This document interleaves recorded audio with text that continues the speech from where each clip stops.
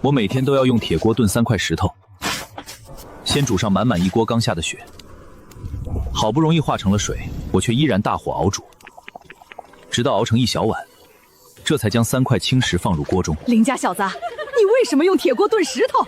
为了活命。你莫不是饿傻了吧？虽然咱们这下了几个月的雪，但你也没必要炖石头吃吧？这石头冒泡溶解了，已经连续10天了。这石头怎么还冒泡了？见鬼了！难道真让它煮熟了？熟了又咋样？可这也吃不了啊！傻子就是傻子。这青石的成分是碳酸钙，浓缩的血水能让碳酸钙溶解，并释放出二氧化碳气泡，说明每天下的是酸雨，不是酸血。酸血？血怎么可能是酸？傻小子想吃的想疯了吧？血色黄昏，蓝色太阳，而且下酸雨。糟了，是火山冬天，大量的二氧化硫和火山灰遮蔽了平流层，改变了阳光的散射，这雪不会停。这傻子嘴里嘟囔什么呢？什么火山，什么冬天的？饿出幻觉了呗？你看他连石头都想吃，现在估计是在等天上掉大饼呢。这屋子不能再住了。哎，你们看，这小子傻到连屋子都不住了。走，跟上去看看他又想干什么。隔壁张叔家好像不对劲，糟了，要出事。凌仙芷，你怎么了？这么冷的天，你不在家里好好烤火，跑出来干嘛？张全叔，别废话，快跟我离开这屋子！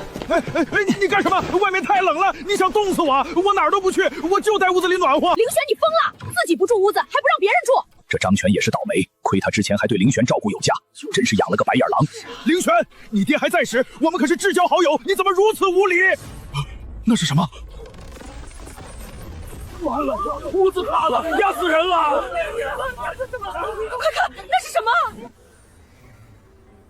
爹，你没事吧？你别吓我啊！好好的屋子怎么就塌了呢？就是啊，还好这张全命大，躲过一劫。雪会越下越大，屋子只是简单的梁帐结构，迟早会被积雪压塌，所以要想活命，从现在起绝不能住屋里。胡说八道！明明就是张家的屋子，年久失修才算。冷天不住屋里住哪？难不成住雪地里活活冻死吗？想活命，就跟我走。张虎，别听这个傻子的。对呀，刚才我们亲眼看他用铁锅炖石头吃，现在连好好的屋子都不要了，你跟着他就是找死。凌玄，是你救了我爹的命，我不懂什么大道理，但我信你。没救，傻子这病也是会传染的。可不是嘛，咱们这儿又多了一对傻子，随他们去吧。人被冻没了呀，也是活该。凌玄，张家的屋子塌了，我们今后到底住哪里啊？住雪里。这么冷的天，我们真要住雪里？要不我们还是回你那屋子对付一宿吧。那屋子随时会塌，况且住雪里比住屋里暖和。但雪是最冷的东西，住雪里岂不是冷上加冷了？这凌家小子不会真的脑子坏了吧？我要不要劝劝虎子别跟下去了？就是这里了。这里到处都是雪，怎么住啊？这里处处背风面，能挡住80%以上的致命风雪。张虎，带上工具，跟我一起在半山腰开挖，避开低地与河床。好嘞，我听你的。哎，哟呵，我还以为他们出城找到什么吃的了，闹了半天跑这儿挖雪坑来了。大冷天的不去找个屋檐躲着，还跑着荒郊野外挖雪坑？我看呐，他这是给自己提前挖雪坟呢。你们再乱说，我撕了你们的嘴！别管他们，继续挖。凌玄，你到底在干什么？他怎么来了？宁烟，我说什么来着？这小子眼看还不上债，开始自暴自弃了。你看他，又是炖石头，又是挖雪坟的，这跟失心疯有什么区别？林玄，你能不能振作点？你爹娘刚走，就算欠了周掌柜的印子钱，也不至于给自己挖雪坟。你不要脸，我柳家还要脸。嫌丢人就退婚。你说什么？以往这个穷酸书生看到我，哪次不是唯唯诺诺极尽讨好？今天竟敢主动提退婚。站远点儿，你踩到我的雪坑了。好，这可是你自己说的。我今天就是来退婚的。当初我家看你是个读书人，才勉强定亲。如今呢，你竟穷到炖石头吃，还在这儿给自己准备后事。柳大小姐骂得好，这穷酸样哪能配得上您这金枝绿叶呀？就是，癞蛤蟆想吃天鹅肉，这下梦碎了吧？凌玄啊，凌玄，你也别怪宁言心狠。如今这鬼天气天寒地冻的，只有本少爷的府邸才能给他真正的温暖。而你呢？难道你指望宁言堂堂千金大小姐跟着你像野狗一样缩在这雪坑等死吗？说够了吗？说够了，把婚书扔过来，你们就可以滚了。我看你能得意到什么时候？凌玄，你行，你了不起，你就抱着这臭婚书烂在这雪坑里吧！疯了，彻底疯了！马公子，我们走，这地方多待1秒我都嫌晦气。明天本少就派人送些木炭到刘府。至于这个不想活的废物，就让他冻僵在自己挖的坑里吧。哎呦喂，看到没？刘家大小姐可是真把婚给退了。哟，这不是咱们凌大书生吗？怎么着？被未婚妻甩了，活不起了，打算提前给自己挖个坟头啊？周德才，找我有事。哼，少在这儿装蒜！你家欠我的10两银子到期了，当年你爹病重，我借给你家的可是救命钱。按照字据9出13归，今天要是拿不出钱，你那屋子就归我了。听到了吗，小子？赶紧把房契交出来，否则别怪爷爷不客气。完了，这凌玄彻底完了！未婚妻刚跑，这下连祖宅都没了。哼，还不是他自找的，天天炖石头，不务正业。哎，他要是聪明点，赶紧求周掌柜宽限几天。这大冰窟窿一样的天，屋子没了，就真成孤魂野鬼了。凌玄啊，凌玄，快跪下来求我呀！只要你一开口，我就让你签死契，到时卖到黑矿里给我做一辈子苦力。好，屋子可以归你，甚至连带整个院子的地皮，我都可以全部给你。他刚才说了什么？我是不是耳朵听错了？这小子居然将房子拱手让人，哼，真是不孝子！以后哪有脸面见他死去的父母啊？此话当真？你小子不去县衙告我放银子钱了？但你需要拿一样东西来换。哼，你别想狮子大开口，你家那破屋子四处漏风，那块破粘皮也值不了几个钱。我要跟你换煤炭。你小子以为我也跟你一样变成傻子了吗？现在的煤炭比金子还珍贵，做你的春秋大梦去吧！谁说我要金炭了？我要的是你们不要的石煤跟褐煤。疯了，绝对是疯了！那东西可是毒石头啊！可不是嘛，那玩意儿不仅费半天劲儿才能点燃，而且不暖和，甚至屋里的人会辣得睁不开眼，不停咳嗽。房子换毒石头，这凌家小子是想石头想疯了吧？石煤那不过是挖精煤时带出来的废料，里面全是石头杂质，白送给穷鬼都没人要的东西。这小子看来什么都不懂。既然你想换，那我就成全你。不行，绝对不行啊！凌贤侄，你可千万别犯浑啊！那些根本不是煤炭，烧了要死人的。你这是把祖宗的基业白送给人家呀！滚一边去！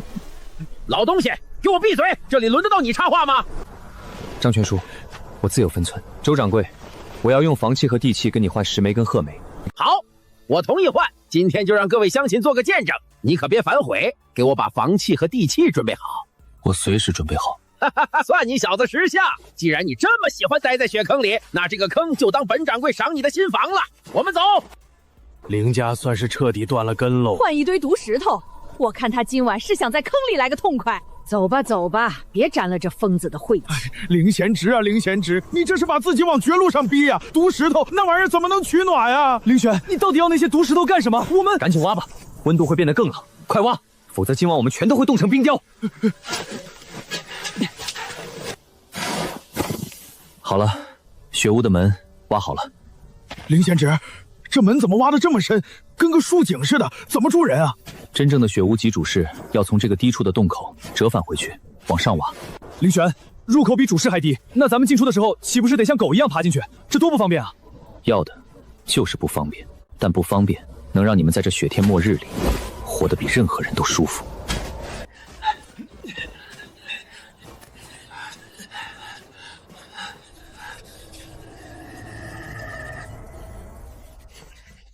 这怎么可能？这雪明明是世上最冷的东西，怎么做成了屋子？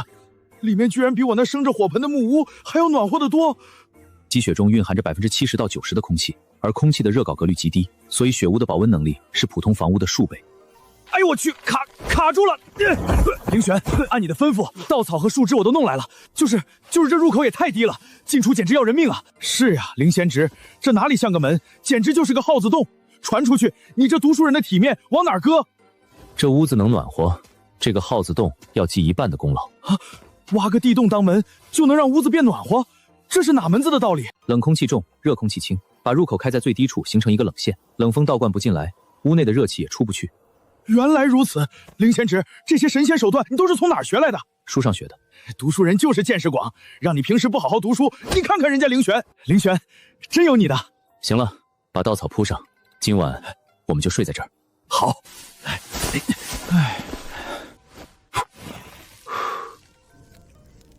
哎呦我的亲娘哎，凌玄使不得啊，快把火灭了！是啊，血见火就化。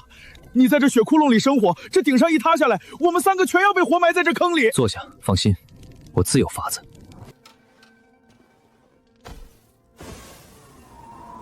凌玄，你这又是干嘛？开个孔就能生火了？这是通风孔，火会耗尽屋内的氧气，产生一氧化碳。没有这个孔，我们会在睡梦中窒息而死。什么氧气，什么一氧化碳？凌贤侄，你说这些跟火能化雪没什么关系啊？火烧了这么久，你们看看这溺壁。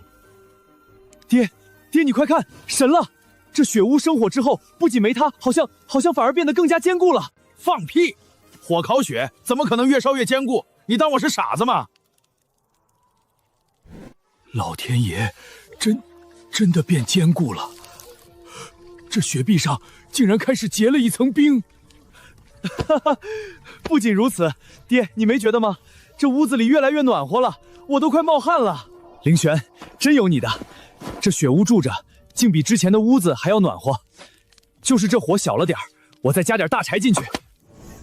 不能加，再加，这屋子就真的会塌。为什么？小火会使雪微微融化，但我设计的是拱形圆顶，融化的雪水就会顺着内壁往下流，冻结成一层坚硬的冰刻。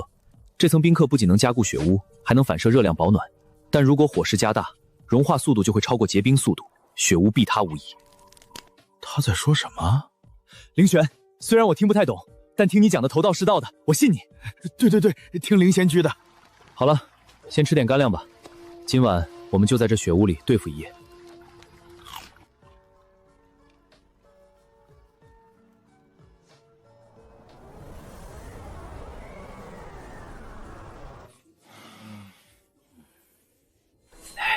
这鬼天气，那3个穷鬼昨晚绝对冻成冰棍了。宁烟，我们来送那小子最后一场，也算是人尽义志了。哼，凌玄，我今天就要看看敢跟我提退婚的人是什么下场。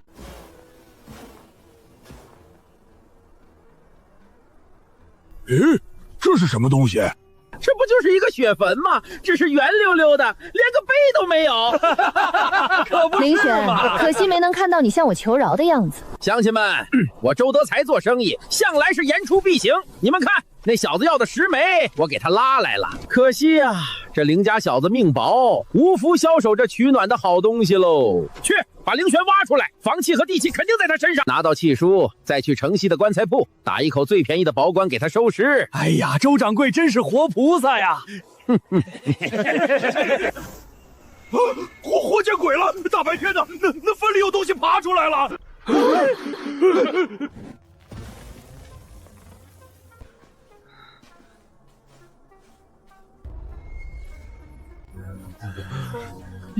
影子，不是鬼，他有影子，他是活人。凌玄，你们居然没死！抱歉，让你失望了。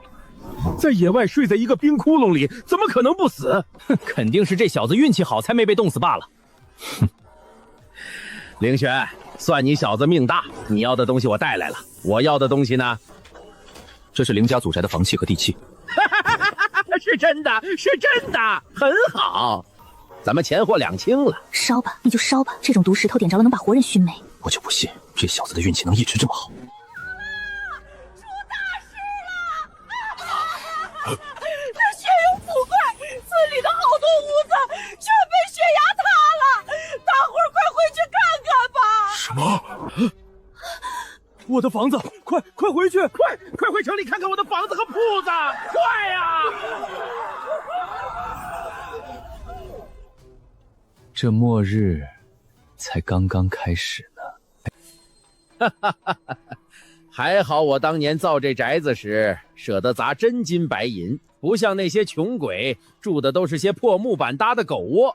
这种天灾就该把那些没钱的穷鬼全收走，宁烟，看到没？我就说本少爷的府邸绝对没事，跟着本少爷，就算是天塌下来，你也照样能在这朱门大户里享清福。比起那个穷酸书生，简直是一个天一个地。是啊，我柳宁烟生来就该是这种娇贵命，幸亏退了那门穷酸亲事。哎呦喂，我的老天爷呀，这可怎么活呀？塌了，真塌了！你们记不记得前些天林家那小子发疯的时候说过，这雪有鬼怪，木房子根本扛不住，不能住了？难道真如他所说？胡说八道！钱大山，你脑子被驴踢了！那傻子真有未卜先艰的本事，能把自己的祖宅白送给周掌柜，去换一车毒石头，他的鬼话你也能信？可是张大娘，你家的屋子不也塌得连门框都找不着了吗？眼下当务之急，不是在这儿哭丧，这天气到了晚上，可是能把活人冻成冰雕的。咱们得赶紧解决住的地方。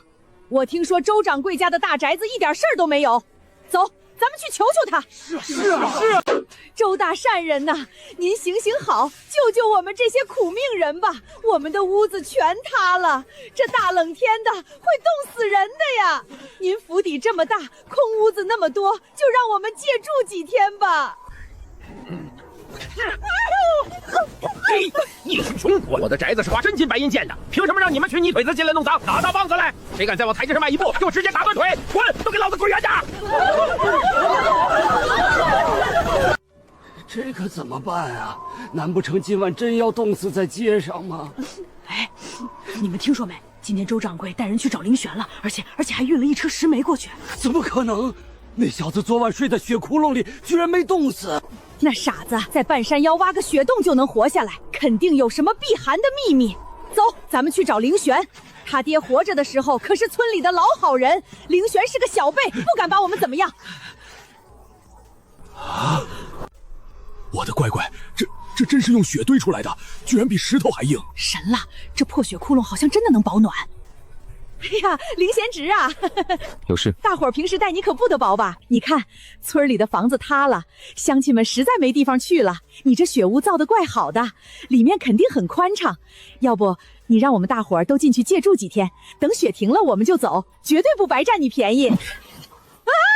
不行，滚！好你个忘恩负义的！大家都是乡里乡亲的，你见死不救，你就不怕遭天谴吗？呸！有什么了不起的？不就是一堆破雪吗？真当这是什么神仙法宝了？我们才不稀罕你这狗窝！乡亲们，这小子能挖，咱们也能挖。咱们人多力量大，就不信建的雪屋没他这个好。咱们走，才不受这小子的气儿。对，咱们自己挖，走，不求他。挖吧。我倒要看看你们能挖出什么来。林家那小子选的地段好，咱们就在他旁边建个比他大10倍的。对，让他先得意几天，等咱们把大房子建好了，铲死他。呸！真不要脸！凌玄，这些人刚才还骂咱们，现在转头就来偷学咱们挖雪屋。无妨，没有核心的技术，他们最多只能学到皮毛。别看了，过来帮忙。凌玄，不对啊，这门怎么是往里开的？咱们平时住的屋子门不都是往外推的吗？你是不是把正反面搞错？没搞错，这门只能向内开。为啥呀？到时候你就知道了。大伙儿快看啊！我还以为那小子有多大能耐呢，居然把屋门都装反了，真是个书呆子。拿上工具，跟我上山顶。凌贤侄啊，这上面风这么大，你在山顶上搞这些栅栏干嘛？挡风雪的。那为什么不在咱们的雪屋周围做？隔着这么老远，这能挡个什么劲儿？张老哥，我看他是被风吹傻了，跑来山坡顶建破栅栏。凌玄，要不咱们算了吧，这确实离屋子太远了。别理他，继续干活。大伙儿瞧瞧，这才叫屋子。为了咱们进出方便，我特地把这大门挖得宽敞，哪像林家那小子抠抠搜搜挖个耗子洞。我亲眼看着他们像狗一样趴在地上往里钻呢。就是，还是赵嫂子有见识，这大门多敞亮。阿去娘的，怎么这么冷啊？这雪屋怎么一点都不保暖？大伙儿快看，凌玄那小子的屋顶有火光透出来。哎呦，我说咱们怎么这么冷呢？咱们忘了生火了。使不得呀，在雪洞里生火，这雪一化，屋子肯定会塌呀。你瞎了吗？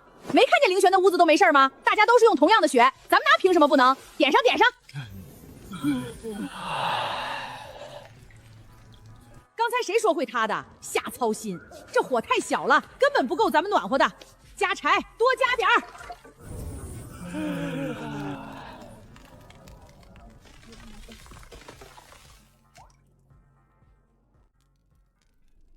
他。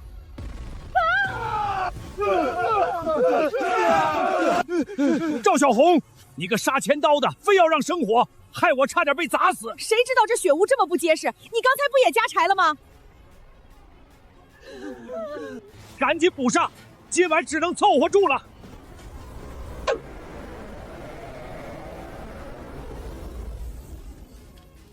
风雪越来越大了，还好今日做了些准备。为什么林家小子的雪屋生火不会塌，还那么暖和？肯定有大秘密。明天我要想办法溜进他屋里看看。天亮了，谢天谢地，我还活着，我没被冻死，真的活下来了。这破雪屋虽然塌过一次，但重新糊上以后，居然真的能保暖御寒，太好了！这个冬天咱们有救了。怎么回事？门冻住了，来，搭把手，一起推！1、2，推！起开，我来踹！完了，推不开，外面肯定全是雪，咱们被活埋在雪里了。都怪你，非要在山坡背风面建雪屋。这下好了，风是挡住了，但背风面是存雪的地方啊！昨晚那么大的薄雪全压在咱们门口了。我怎么知道会这样？我看凌玄建在这儿，我才跟着建的。你还有脸踢凌玄？咱们这下全得被活埋，憋死在这个坟窟窿里。行了，别吵了，不想死的就闭嘴，把这大门砸碎，用铁锹挖，往外挖出一条活路来。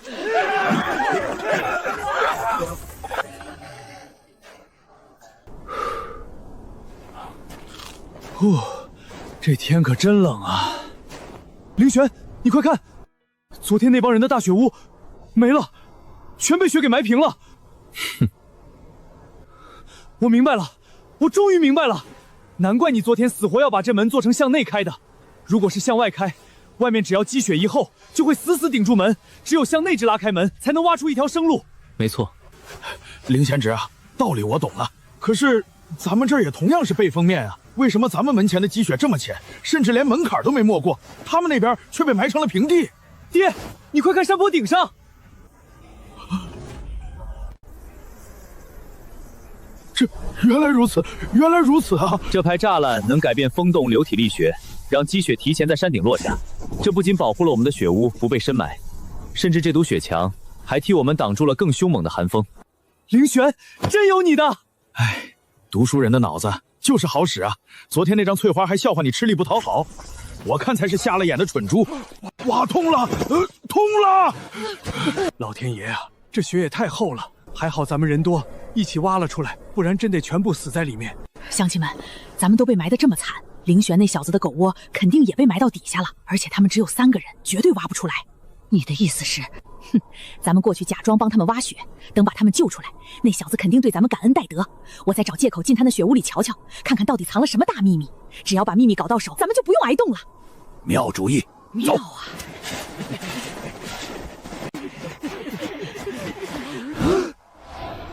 这怎么可能？不可思议！老天爷瞎了眼吗？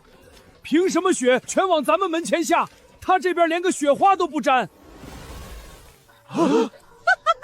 这书呆子挖这么多泥巴堆在门口，他这是要在冰天雪地里种地吗？笑死我了，凌家小子，你在这挖泥巴种庄稼，等到明年春天你尸骨都化了。是啊，凌家小子，你挖这些泥巴来干嘛呀？烧火！他说泥巴能烧火。天哪，他疯透了！泥巴要是能烧火，我今天就把这铁锹吃下去。走，别跟这傻子待在一块儿，免得沾了傻气。泥巴烧火，真是千古奇闻。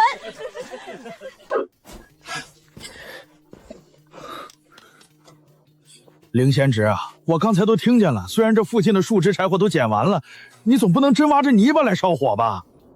对，就是用泥巴烧火。这泥巴要是能点着，那太阳不得打西边出来？难不成这泥土里头藏着什么古怪？呸！没啥古怪啊，只有土腥味儿。这玩意儿能烧？张虎，先停下。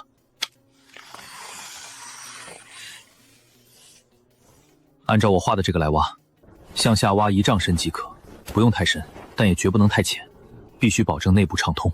凌轩，咱们不就是挖个坑取点泥巴吗？你在这地上画的这啥玩意儿？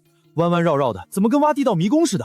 这也太费事了吧！是啊，凌贤侄，你是要挖个迷宫困住谁呀？总不会是想困住地里的耗子吧？耗子我没兴趣，挖这个能让屋里更暖和。怎么挖个迷宫就能更暖和了？开挖吧，挖好你们就知道了。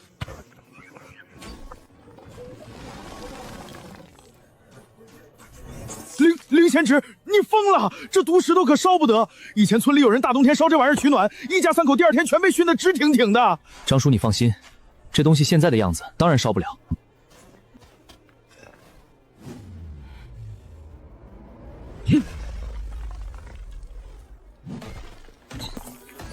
哎呦喂，凌贤侄，毒石头敲碎了，它也还是毒石头啊，这绝对烧不得。哎呀，你难道以为把这些毒石头扔进水里洗干净了，它就没毒了，能烧了吗？石头怎么可能洗得干净啊？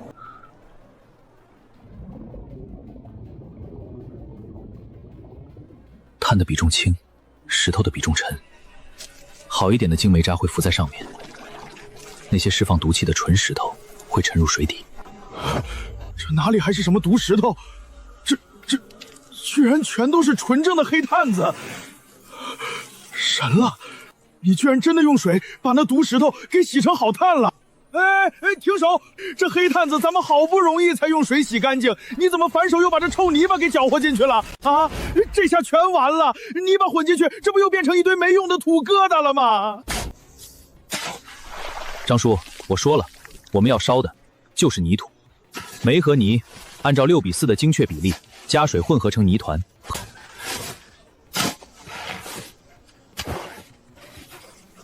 哎呦，凌贤侄，这白花花的粉末又是啥金贵玩意儿？你怎么还在土疙瘩里头加料调味了？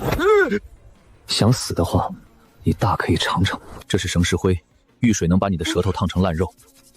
劣质煤最大的问题就是硫化物，在燃烧时会产生剧毒的2氧化硫气体，但在高温下，这种毒气会为绳灰反应，生成硫酸钙。如此一来，毒气就被硬生生地固化在烧完的废渣里了。什么钙，什么硫酸，都是啥玩意儿？泥土虽然不能燃烧，但它能作为煤粉的骨架，而且能起到绝佳的缓释作用，让煤炭缓慢持久地释放热量，熬过这漫长的极寒冬夜。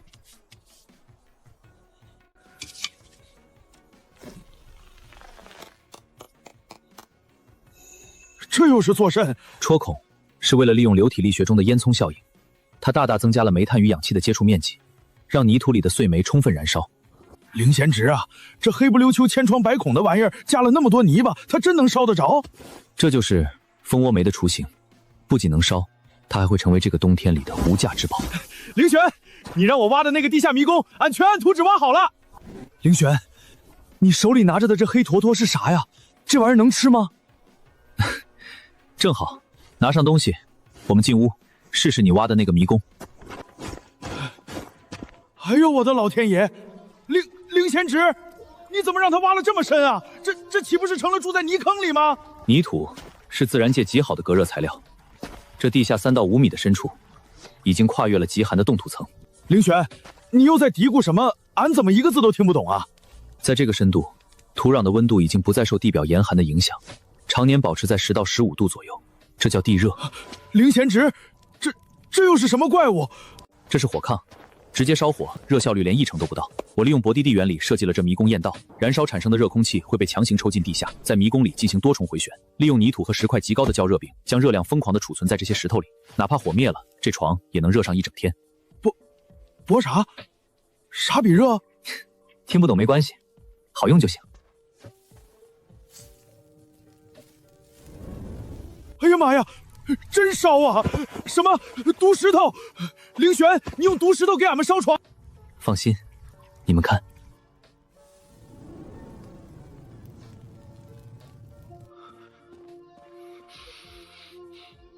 咦，真没烟，一点呛人的味道都没有。爹，你来看，没烟，而且火烫火烫的。有了这黑坨坨，咱们这个冬天再也不怕没火烧了。这怎么可能？那毒石头加了点泥巴和白灰，怎么就能烧出这么好的火？虎子，你怎么了？你是不是哪里不舒服？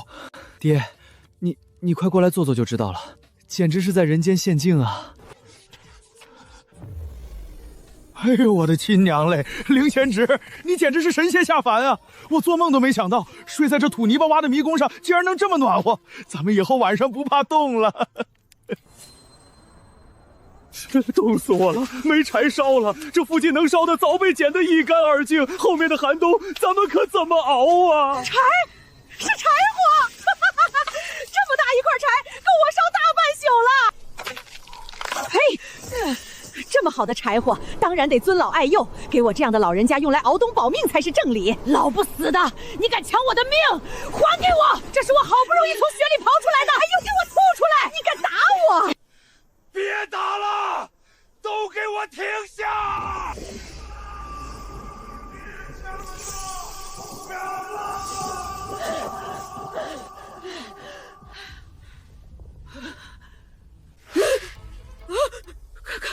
快看，那是什么？什么？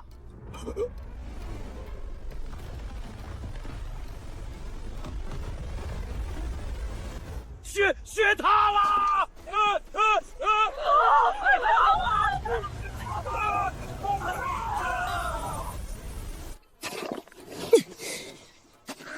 这该死的鬼天气，到处都是让人作呕的脏血。小姐，这荒郊野外的，连只冻死的蚂蚁都看不见，咱们上哪儿去找吃的？要不，咱们还是回去吧。回去？你以为我想出来遭这个罪吗？城里早就断粮了，咱们柳家地窖里能吃的东西快见底了，再不出来找吃的，难道要在宅子里活活饿死吗？想不到我堂堂柳家千金，却要像那些泥腿子一样出来刨食。小姐，要不咱们去求求给他个好脸色，他肯定愿意给咱们一点吃的。闭嘴！小姐，你看，那是什么东西？一惊一乍的，成何体？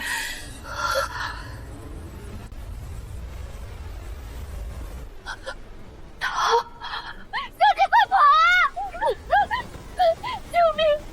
救命啊！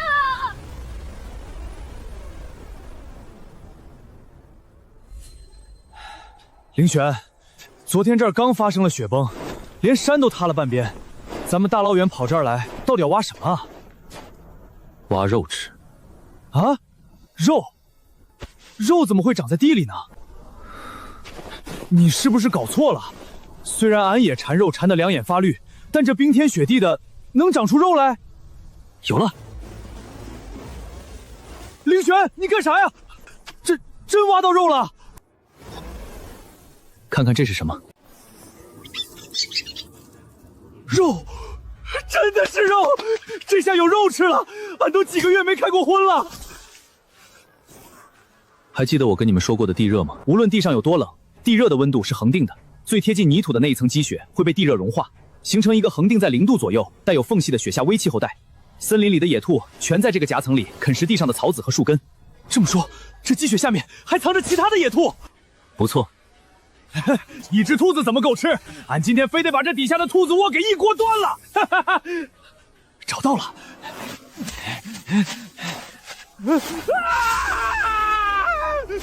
见鬼了！凌璇，那下面有。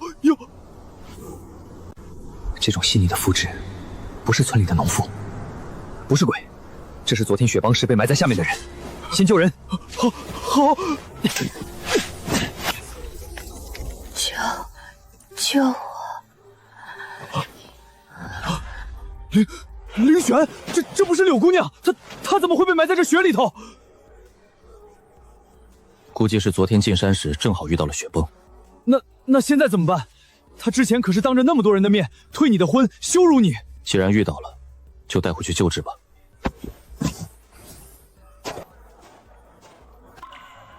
这是地府吗？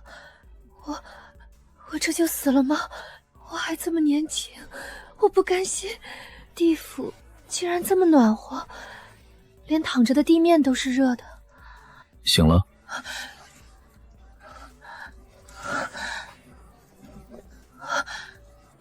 凌璇，你怎么也会在这儿？难道你也死了？这是我家，我当然在这儿。你家？难道这不是地府？我还没死。这怎么可能？这肮脏的泥坑雪洞竟如此温暖，甚至比我柳家大宅还要暖和数倍。肉，居然是肉！连城里的达官贵人都快断粮了，他怎么可能还有肥兔子吃？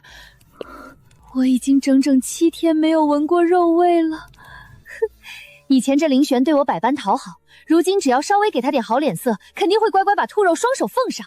林玄哥哥，我好几天没吃东西了，你能不能分我点肉吃？就一只兔子都不够我们分的呢！完了完了，林玄以前对这女人可是掏心掏肺的，现在这狐狸精一撒娇，这肥兔子肯定是保不住了。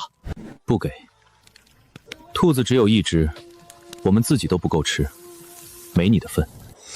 说得好，就该饿死这狐狸精。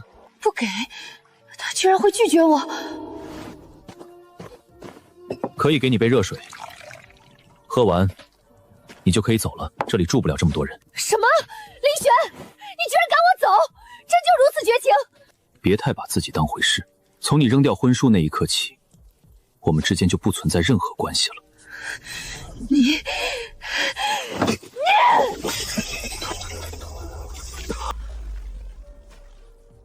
林玄，你算个什么东西？不过是个家破人亡的穷酸废物。你以为我稀罕待在你这又脏又臭的泥坑里吗？像你这种只能躲在地下的老鼠，一辈子也只配在烂泥里挣扎。等我回到柳家大宅，天天吃香喝辣，到时候就算你跪下求我，我也不会施舍给你1厘米。这女人也太不知好歹了吧！咱们救了她的命，她连句谢谢都没有，还敢这么嚣张的骂你，真是个白眼狼。随她去吧。去把张全叔叫过来，这野兔子火候刚正好，咱们吃肉。冻死我了！该死的林玄，不过是走了狗屎运，捡到了一只兔子。你以为本小姐稀罕你那口吃的？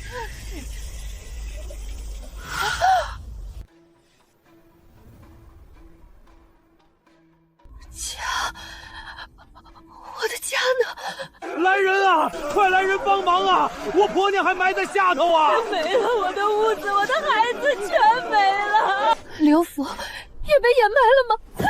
宁烟，你还活着？马少爷，你的府邸还好吧？该死的贼老天，我的府邸也被埋了！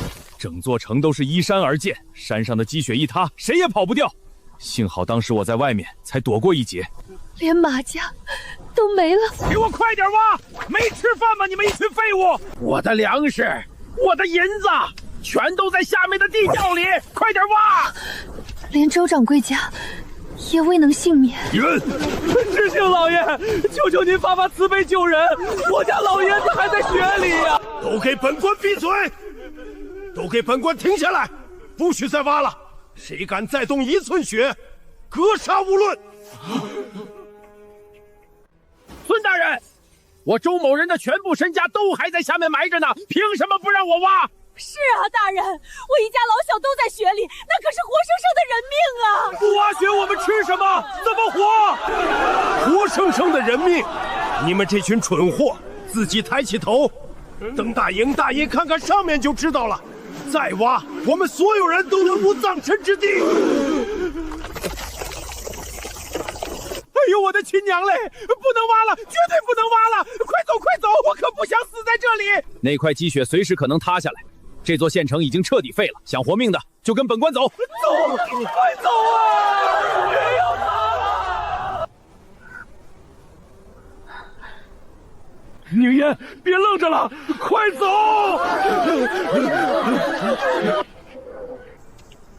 就是这里吧，所有人听令，我们暂且在此地建房子安营扎寨，等熬过这阵风雪，雪化了再回去从长计议。孙大人，树都被砍光了，这四周全是雪，我们拿什么建房子？是啊，没有木头可怎么办？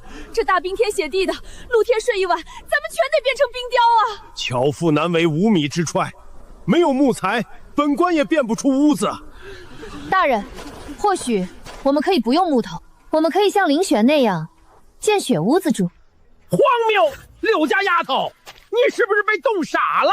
住在雪屋子里，四面八方都是冰块，那是嫌自己死得不够快吗？对呀，雪屋子怎么能住人？根本就不会冻死。我刚刚从林璇的屋子里出来。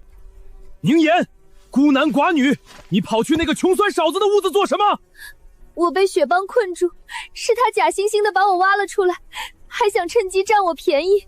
幸好我抵死不从，拼死溜了出来。这姓林的小子真不是个东西啊！人之位简直可恶至极。但他偷鸡不成蚀把米，被我发现了那个屋子能够保暖的惊天大秘密。什么秘密？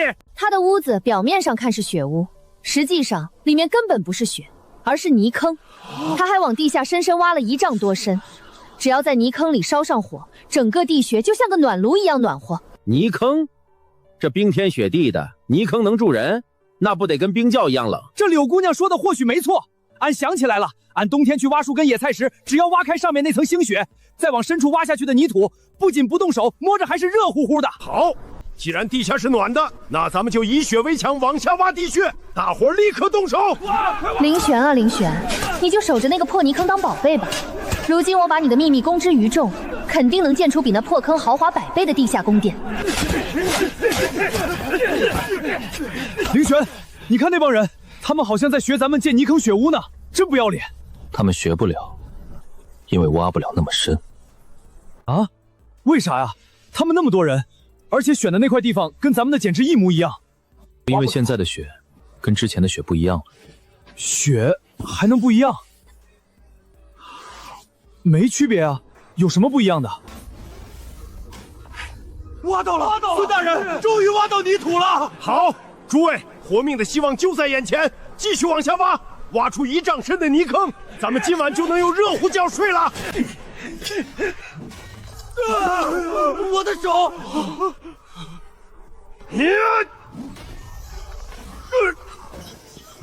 孙大人，这土有古怪，根本挖不动了。扶他！怎么会这样？当初林璇他们明明只有3个人，为什么能挖这么深？别挖了，传本官的命令，所有人先建个临时的雪屋子避避风头吧。我的乖乖，他们那么多人，居然真的连1寸土都挖不下去，只能挖雪了。林璇，这到底是为啥呀？很简单，时机不对。我们开挖时，泥土尚未被彻底冻透，但现在经过了极寒风暴，加上高压硬雪的疯狂捣冷，那片土地里的水分已经彻底结晶，变成了冻土。林璇，俺服了，俺这辈子就跟定你了。凭什么林璇能躺在温暖的屋里，而我堂堂柳家千金，却要跟这群泥腿子挤在这冰棺材里等死？我不甘心。把东西给我，这是我的！放屁！这是俺从雪里刨出来的！住手！都给本官住手！县令老爷，他抢我的吃食啊！胡说！那明明是我当时在城门外挖出来的。行了，一块破焰饼值得你们在此拼命，把它掰成2半，你们2人平分了。大人不可啊！现在根本就找不到任何食物了，若是再平分，我们俩都会被活活饿死啊！是啊，没吃的了，我好想喝口热汤啊！各位乡亲，我知道有一个办法，能让大家吃饱。宁言，快说是什么办法？本少爷快饿疯了。这个办法需要借孙大人一物才行。哦，刘姑娘，你需要本官的什么东西？需要孙大人这身官服。官服又不能变出肉来，这是什么道理？就是柳姑娘，你快说呀，咱们都要饿死了。刘姑娘，少绕弯子。若是真能弄来食物，本官记你一功。我之前被困在林璇的房子时，亲眼看到他们正在烤兔子，而且我无意中偷听到他们有源源不断抓到野兔子的绝密方法。野兔子还能源源不断的抓？孙大人，您是咱们县的父母官，只有您亲自出面，让林璇把抓兔子的办法交出来，咱们就有救了。对呀，对呀，孙大人，求求您出面吧！有您的威望，他绝对不敢违抗。如今事无见底，再这样下去，连本官也要被活活饿死。我们这边人多势众，我就不信那小子敢不从命。诸位乡亲，快快请起，本官眼睁睁看着你们饿死，这就亲自去找那林璇，问出这捕猎之法。孙大人英明，齐天老爷啊！且慢！那凌玄的小子向来是个茅坑里的石头，又硬，咱们都把手里的家伙带上，一起跟着去给孙大人撑腰。若凌玄那小子不吃软的，咱们就直接用硬的。他不给，咱们就跟他拼了！凌玄，你不是总喜欢板着那副高高在上的臭脸，我就不信你这次还不乖乖服软。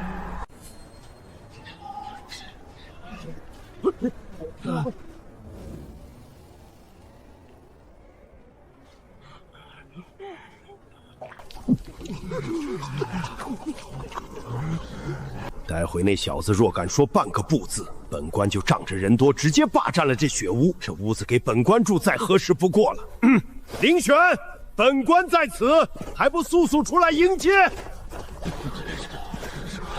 孙大人带着这么多人围我的屋子，有何贵干？如今雪灾当前，大伙的粮食都已经见底，本官命你立刻交出抓捕野兔的方法，以解全城百姓之急。凭什么告诉你们这是凌玄想出来的法子？你们不是人多吗？想吃肉自己凭本事抓。小兔崽子，你活腻了！虎子，你少说两句，会出人命的。让我来吧。凌玄，本官问你，到底是交还是不交？难道你想让大伙活活饿死吗？孙大人说的对，凌玄，你就是想独吞那些野兔，真是自私自义、自私自利的小人！不交出办法就拆了他的屋子。凌玄啊，凌玄，你就乖乖低头服软吧。你越惨，本小姐心里就越痛快。不说是吧？不说就别怪本官刀剑无眼了。来人，给我拿下他，死活不论！慢着，我说。不能说凌玄，凭啥给这帮人？哼，算你小子识相，快把方法交出来。方法已经写在上面了，自己看。你要是敢耍花招，本官一定回来扒了你的皮。我们走。凌玄啊，凌玄，我还以为你的骨头有多硬呢，原来你也是会低头服软的呀。糊涂啊！咱们就算拼了命，也不能把法子白白给他们啊！太可恶了！为了几只兔子拼命，不值得。啊！让他们吃吧，肉只会越吃越饿。吃肉怎么还会越吃越饿呢？抓到了，又抓到一只！我的天，那小子的方法绝了！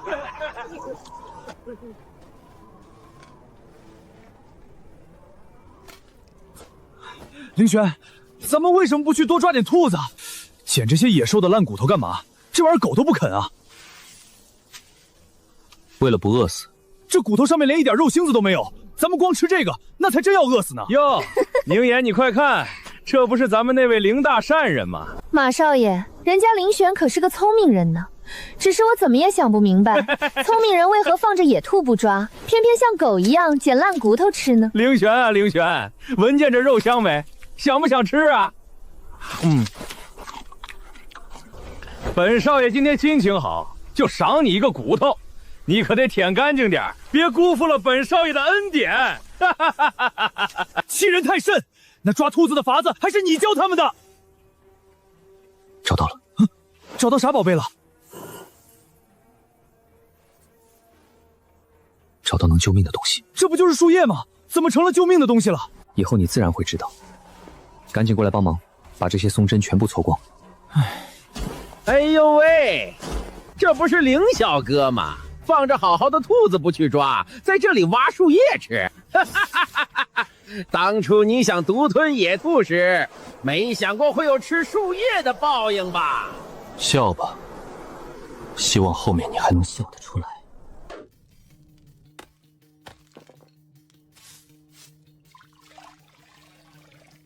凌贤之，这骨头渣子熬水，喝进肚子里能顶什么饿呀？就是啊，凌玄，还有你熬的这树叶水，又苦又涩，怎么喝得下口啊？这骨头汤能提供极其关键的长链饱和脂肪和胶原蛋白。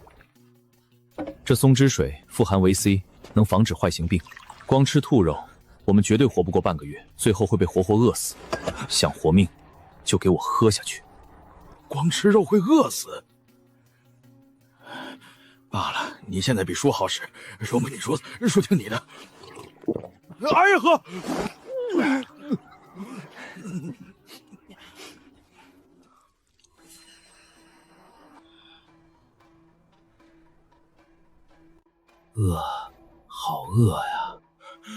为什么我吃了这么多肉，还是这么饿？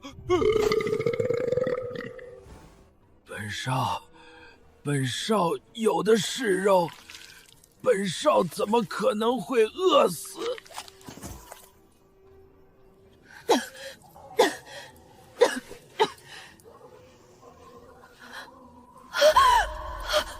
血，怎么会流这么多血？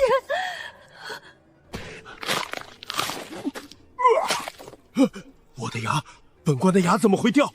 林玄，他一定知道！快来人，快去找林玄！凌玄，前面就是那些人的营地了，我们还是绕开吧。凌玄，这是撞邪了吧？他们明明有那么多鱼肉吃，怎么会饿成这副鬼样子？不是撞邪，是兔子饥饿症。人如果长时间只摄入像野兔这种纯瘦肉，由于缺乏脂肪，肝脏合成尿素的能力会超载。那他们怎么还流了这么多血？因为缺乏维生素 C， 血管就会变得脆弱，导致牙龈出血、内脏破裂等。凌玄，要是没有你，俺和俺爹早就跟他们一样的下场了。俺张虎这条命以后就是你的了。起来，我们去救救那些还没断气的。凌玄，这帮白眼狼当初那么欺负咱们，还要抢咱们的屋子，救他们干嘛？因为我们很快就需要更多的人力了。林少爷，我们当初有眼不识泰山，多谢您的救命之恩，以后您就是我们的再生父母。